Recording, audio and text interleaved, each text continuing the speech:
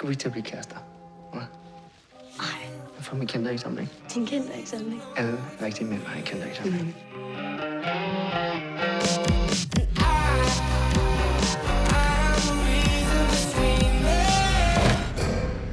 Hvad er det for noget natterbøj? Dit gamle nattevagt på retsmedicinsk. Var der ikke noget med en psykopat og en nattevagt herinde for mange år siden? Skalperede sine ofre. Klippede dem bagefter. Fuck, sygt, crazy, pervert shit. Var det ikke en ventelsesdokumentaren igen? Jeg som skød ham. Hvorfor tror du, Werner er død? Jeg vil møde ham. Har du forsøgt at slå mine forældre ihjel? Han sidder på Sankt Hans.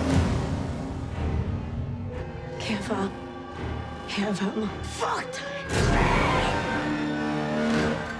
Nattevagt, ligesom sin far. Det er jo genialt. Så mangler vi bare en morder. Hvem er du? Werner? Og så stiller han mig det spørgsmål, enhver buddhist vil elske at få.